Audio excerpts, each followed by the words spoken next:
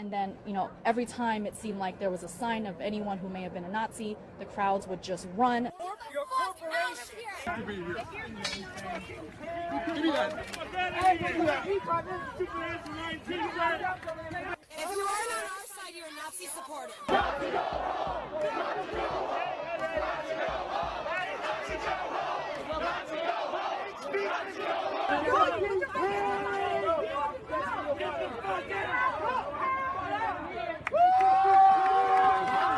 And that was all part of the plan. Well, you know, it's important for anyone who's thinking about joining racist genocide and a racist genocide organization like the Nazi groups that were holding this, that they're not welcome. And if they trip and fall in the process of that, good. Look at this guy here. They stole his bicycle. As he tries to get it back, they hit him. Listen.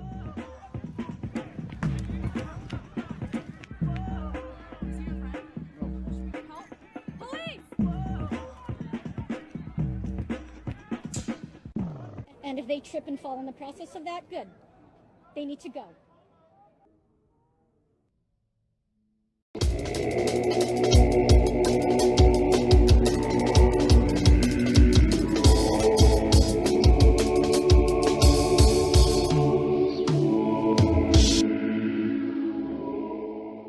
Yvette Felarca will return to court with protesters April 24th, 2019. It seems Yvette Felarca and her comrades will be arraigned on April 23rd at the Sacramento Superior Court in Sacramento, California. I'll give you the address in a bit. Thanks to the viewer who gave me the link to this webpage on the BAMN website with this stuff on it. You can see here they write, "Build the resistance movement to force Trump to resign or be removed. Drop the charges on Yvette Felarca and all anti-fascist demonstrators."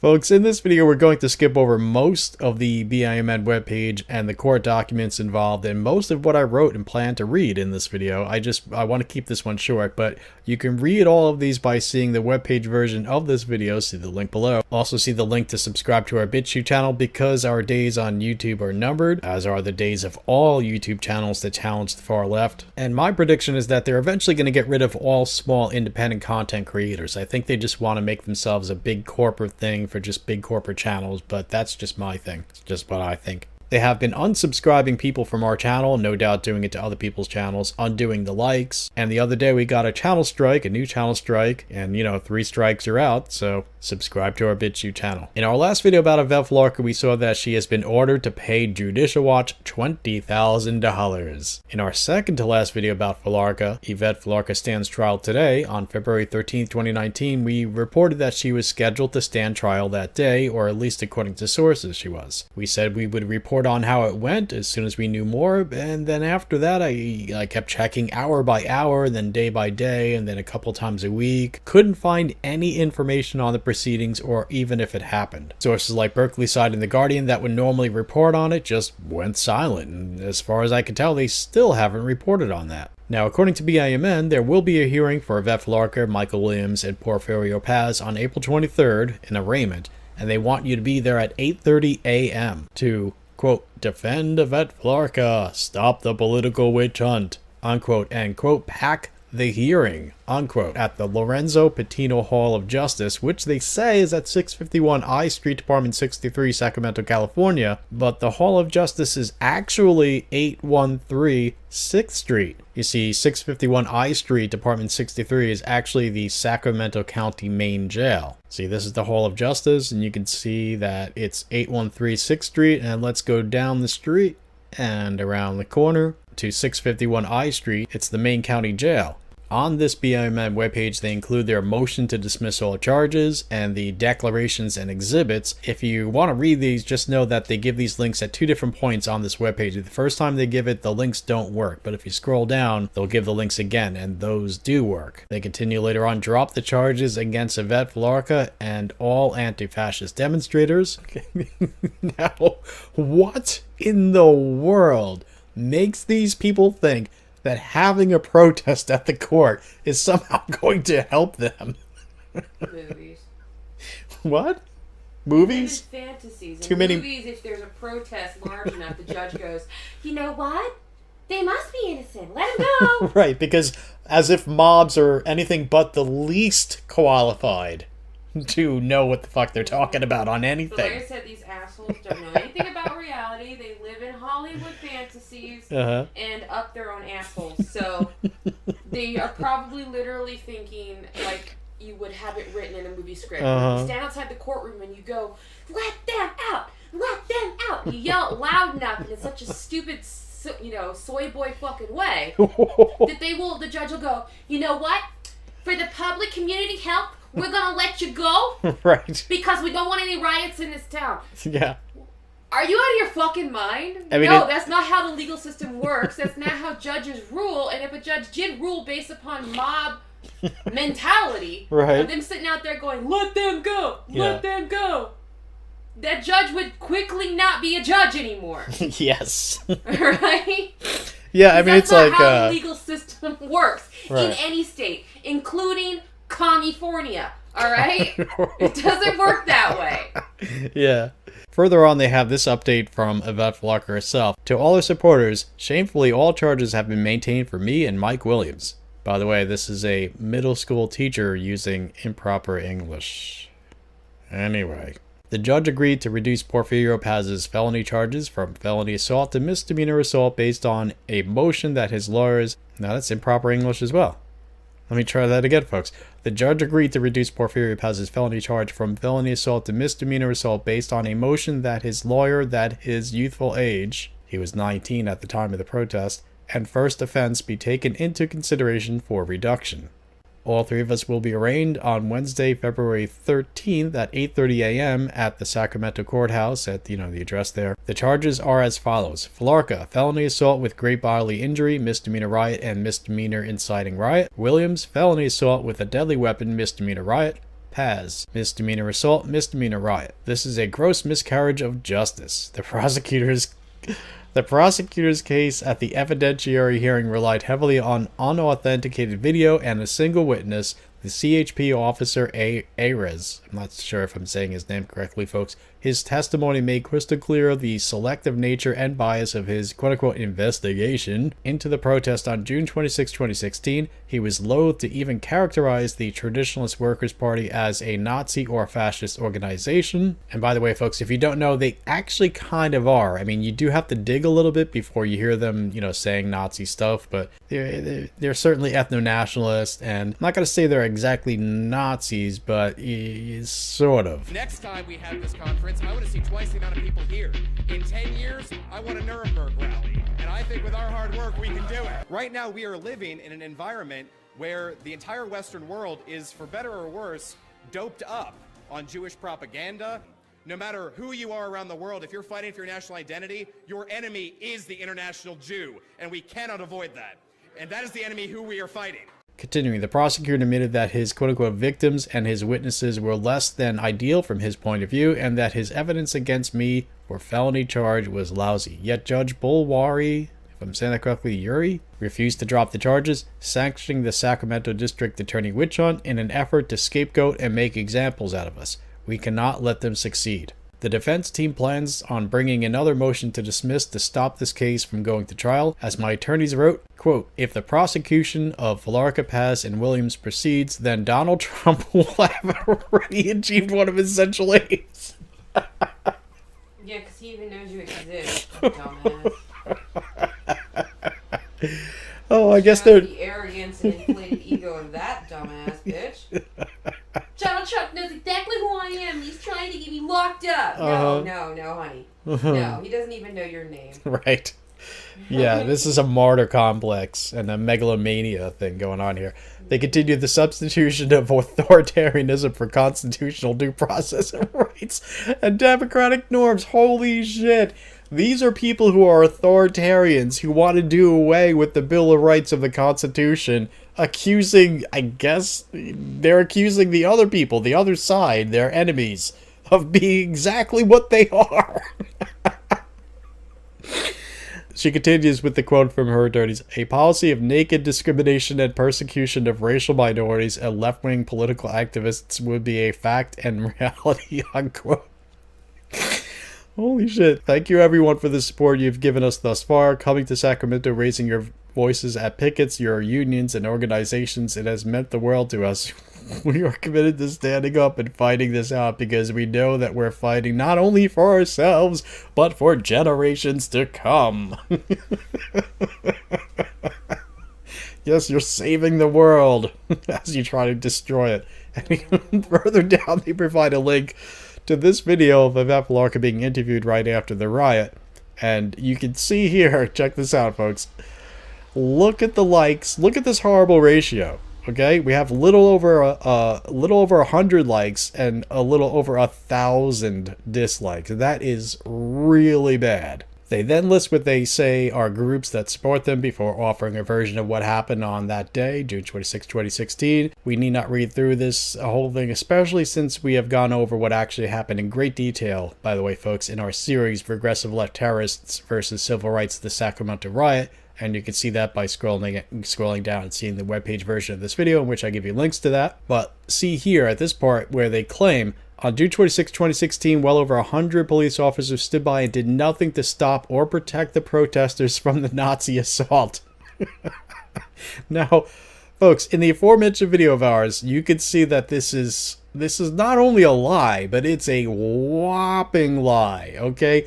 The police told the Golden State skinheads that rather than go to the steps on the west where they were supposed to hold their permitted rally, by the way, okay, they had a permit for this. They're going to exercise their civil rights, their freedom to peacefully assemble and exercise their free speech rights, okay? They were told by the cops that they couldn't go there because there were too many protesters waiting there, and they told them that they had to hold their rally somewhere else on the grounds, okay?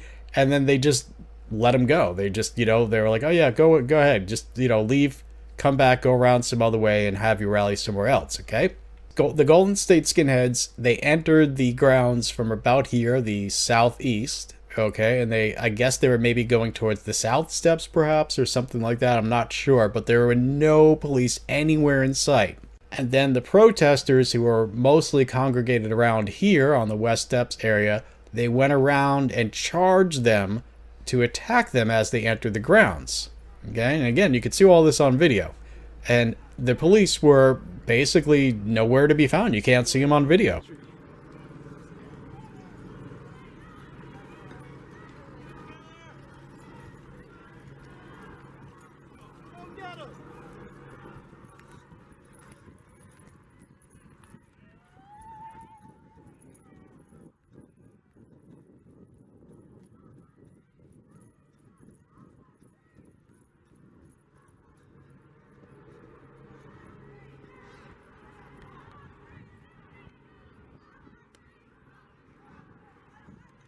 Where they at?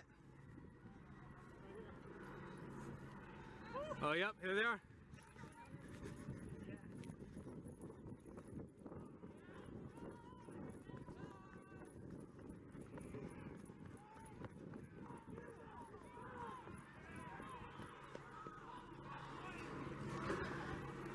Get back, babe. I'm fine. Stay back.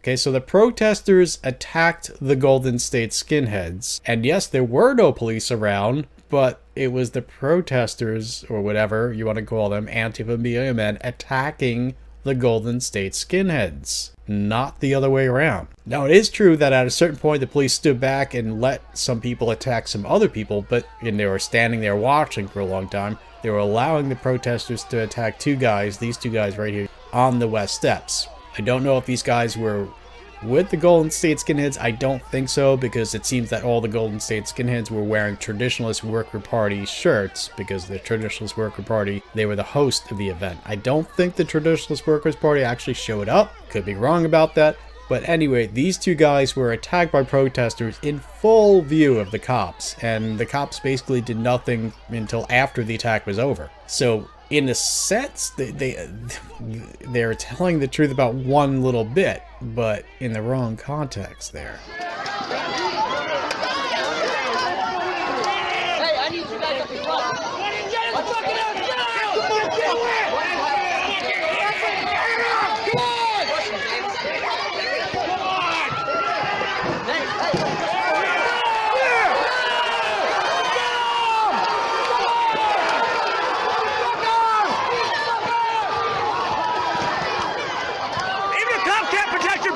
Nazi!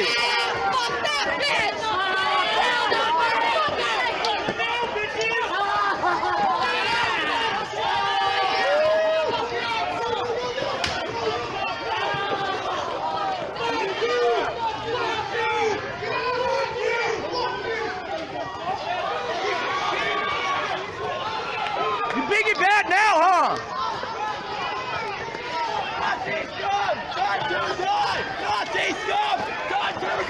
Further on, they write, the police policy of allowing the fascists to get away with their attack at the state capitol of 2016 set off a chain of events that began with the near murders in Sacramento and ended with the murder of Heather Heyer in Charlottesville. Holy shit, these people. Now, I'm not laughing that Heather Heyer died. I'm laughing at the delusion of these people. Set off a chain of events. Okay, again, they were not attacked. They attacked. They were not acting in self-defense. They were launching an offensive. Okay? They show some photos of the Golden State skinheads who they attacked that day. I don't know if the name tagging is accurate, but there you go. The BAMN webpage gives the following, which they claim is a real transcript between the police and one of the Golden State skinheads. And if you want to read it all, again, see the webpage version of this video. But notice, if indeed this is a real transcript, that Officer Ayers, or I don't know how you say his name there, Ayers, told the Golden State skinhead McCormick, quote, technically the investigation is still ongoing, then I'm going to suggest that we hold that or redact your name or something until this thing gets resolved. But now I mention this because these Antifa and BAMN types and Yvette Felarca's attorneys, even in court, they keep saying over and over again that the cops were colluding with the fascists and the Nazis, etc. And the reasons they give is, number one, they interviewed them, which is standard police procedure. And number two, they offered to redact his name, which again is standard police procedure. Right? Jesus Christ, these people are delusional. Not only that, but they don't even know when to... Okay, watch how stupid they are. At this point in the webpage, they show this photo, and they caption it, anti-fascist protester Vincent White in hospital after suffering multiple stab wounds. Police interviewed him in the hospital right after undergoing surgery. Okay? So, by their own logic or lack of logic, the police are working with these Nazis, quote-unquote Nazis, because they interviewed them. And then they flat out fucking admit that one of their own was interviewed. So the cops are colluding with the people they interviewed, except for the people that they interviewed, depending on whether they're right-wing, left-wing, or whatever. What the fuck? How can people be so fucking stupid? Holy shit. Wow, it boggles the mind. Folks, this is not a joke. I'm not making this up. This is real. You can see this webpage yourself. I'm not doing a comedy bit. This is not satire. Okay?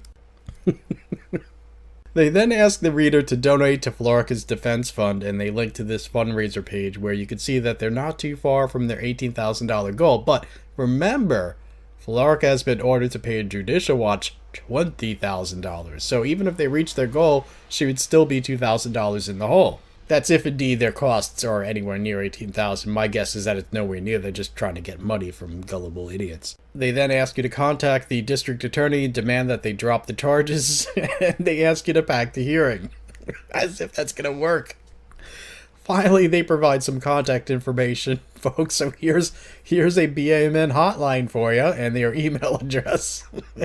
And here's Felarca's Facebook. Well, it's an Yvette Felarca group on Facebook, and then they have these links to social media, the Facebook BAMN page, the BAMN page for Twitter, which is really funny, by the way. You should follow these things because it's their stuff is really funny, and also an Instagram. So there you go, folks. Again, April 23rd, 8:30 a.m.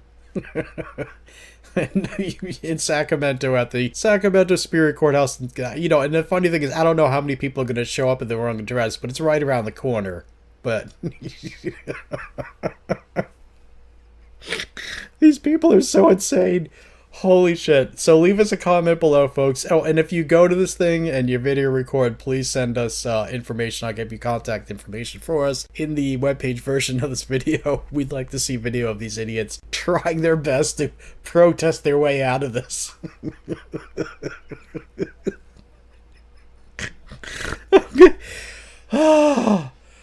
I'm crying over here. Holy shit. Okay. What would be amazing? What?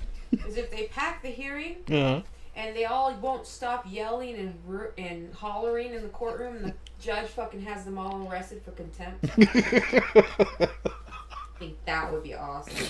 Pack the jail cells for the day. Yeah. Make some real tax revenue getting these assholes bailed out for disobeying the judge. Yeah, contempt. Yep. So what do you think, folks? Leave us a comment below. Thank you very much for watching. Until next time, peace for the peaceful, tough love, equality of opportunity, not of outcome, and liberty for those who do not violate the freedoms of others.